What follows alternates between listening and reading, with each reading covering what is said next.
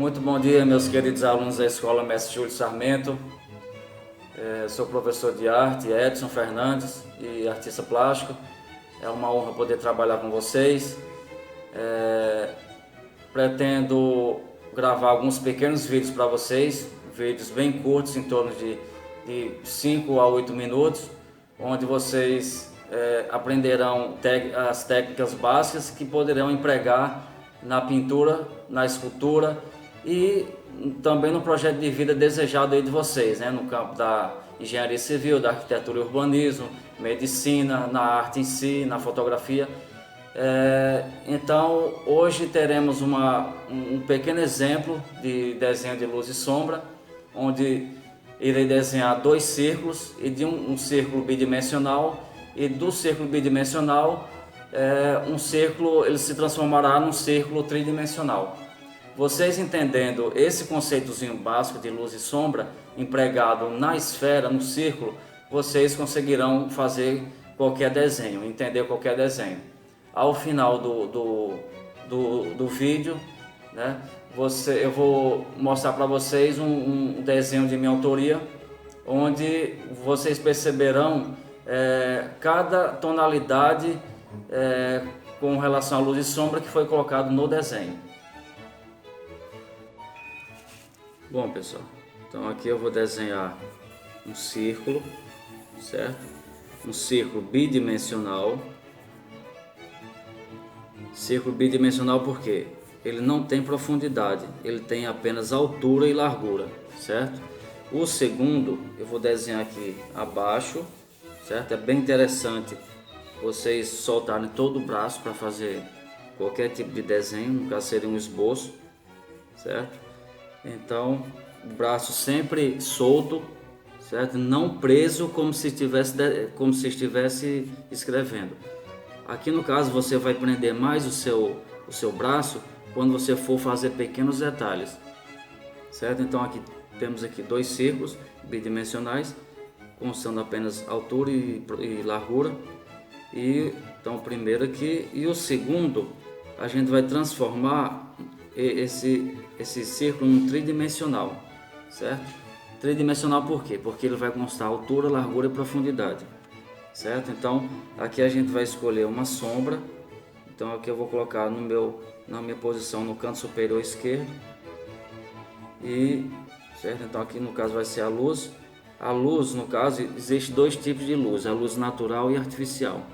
Então a luz natural é aquela derivada do sol, né, da lua, enfim. E a luz artificial é aquelas de lâmpada de fluorescente, lâmpada de celulares, então enfim.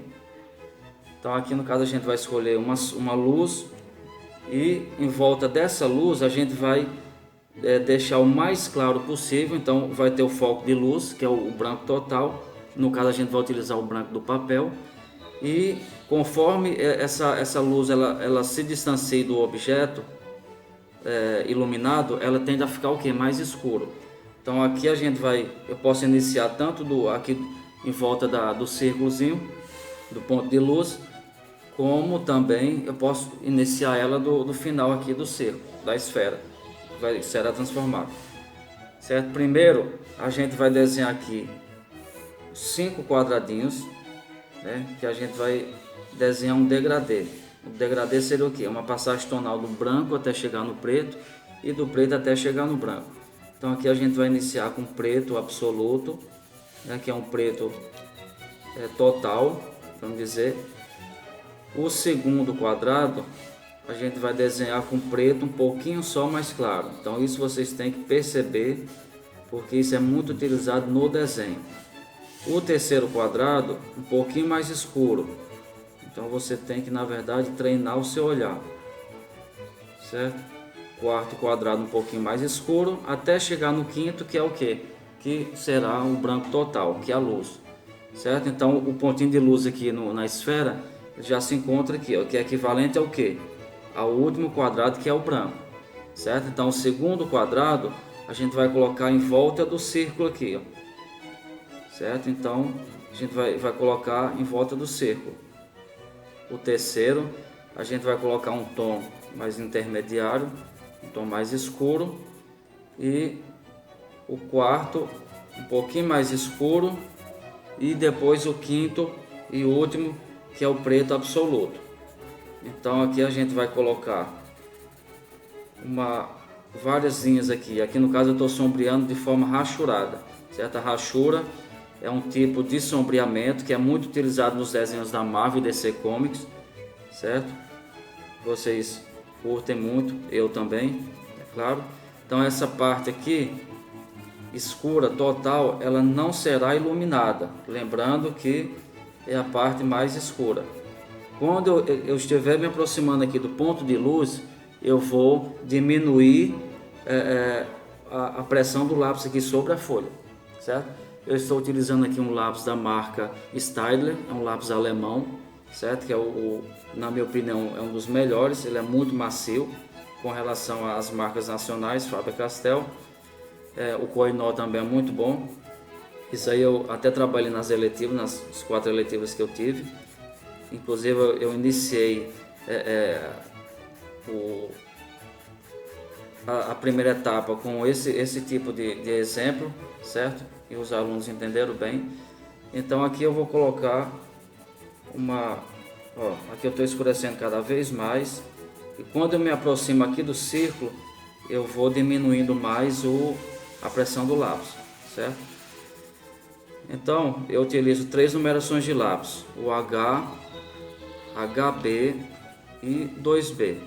O H ele serve para pequenas áreas sombreadas, como por exemplo em volta dos olhos, né, tem um desenho da figura humana, enfim, então áreas de pouca luminosidade, eu utilizo o H. O HB para uma área mais escura, certo? E o HB para uma área totalmente preta, certo? Então aqui eu vou rachurando ele cada vez mais até deixar, eu vou até aproximar mais aqui, até deixar ele com formato tridimensional no caso, certo? Eu vou pegar aqui daqui a pouco eu vou dar um exemplo de um desenho que eu fiz utilizando esse método aqui. Isso é muito simples, agora você entendeu esse conceito aqui, praticou, você consegue entender, pelo menos a sua visão vai entender a partir de então uma pintura, certo? Um desenho, qualquer tipo de desenho, seja ele de paisagem, seja ele de anatomia humana, seja um desenho de animais, seja um desenho de natureza morta, certo? E aí você vai entender bem melhor a partir daqui, certo? Aqui depois você pode utilizar a borracha. A borracha ela serve como uma forma de lápis, onde você pode tirar o excesso da sombra, certo? Aqui eu vou utilizar um lápis da marca Mitsubishi, é um giz pastel, é como se fosse um giz de cera, para adiantar aqui o processo. Então essa parte aqui de baixo eu vou deixar mais escuro, certo? Mais escuro, a mão sempre solta, certo? Aí eu vou fazer isso.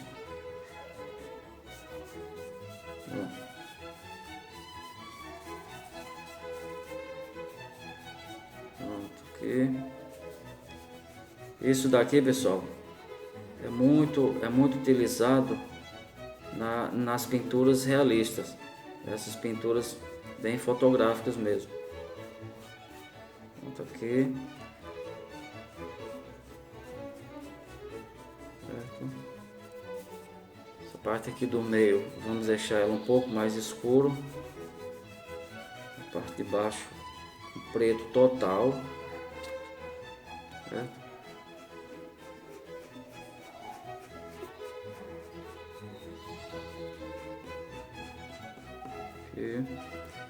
Então eu gostaria muito que vocês fizessem esse exercício aqui depois.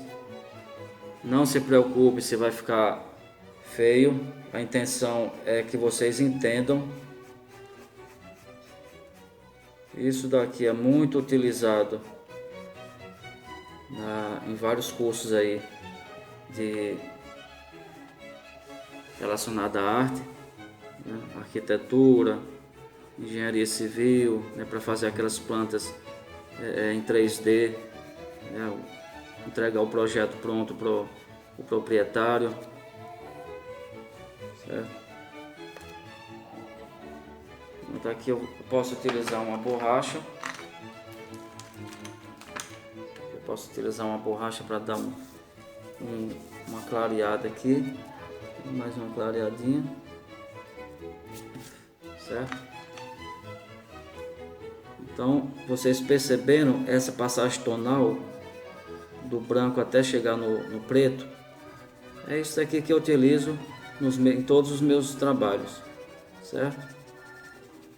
Olha só, eu vou direcionar então, como a luz ela tá aqui, ó, então vamos ver aqui, ó. Esse número 1 aqui é o preto absoluto, ele vem até aqui embaixo. Esse segundo aqui, esse segundo quadradinho aqui, vamos dizer que seja o tom intermediário, ele vai ficar mais ou menos aqui. O terceiro, ele vai ficar bem próximo aqui do ponto de luz, certo? E o quarto, ele vai ficar ao lado aqui da luz aqui, certo? Pronto, então aqui conseguimos colocar o nosso degradê, né? Seria esse degradê aqui, ó. No desenho, isso ocorre o tempo todo. Por quê? Porque vejam só, ó, esse desenho aqui, ó, você percebe todo um degradê, certo? Um degradê nessa parte aqui, é como se aqui fosse um preto absoluto, é que a luz ela tá vindo de cima, ela tá iluminando a personagem aqui de cima, certo? E ela vai descendo aos poucos, um degradê até ficar escuro, até essa parte aqui ficar escura, certo? Aqui é um desenho original de lápis de grafite, que eu demorei em torno aí de 3 horas e meia a 4 para finalizar. É um desenho rápido, assim vamos dizer, porém assim, de uma dimensão grande, né? Feito uma folha A3, certo? Enfim, então aqui você percebe toda uma passagem tonal aqui, do branco até chegar no preto. Então você entendeu esse processo aqui, você consegue fazer qualquer desenho, entender pelo menos, né, a princípio, que essa é a ideia, certo? Então, como na minha posição aqui o objeto está iluminado no canto superior esquerdo, então a gente sabe que a sombra ela será projetada no lado oposto do objeto, ou seja, ela será sombreada aqui, em formato, lembrando, não arredondado, né? A gente tem que acompanhar, tem que entender que a luz, quando você, por exemplo, vai tirar foto, vai analisar uma paisagem, aqui por exemplo as pirâmides do Egito aqui, ó. Vou dar um exemplo aqui. Então se você vai desenhar uma pirâmide, aqui por exemplo, uma pirâmide aqui, dependendo da altura do sol, a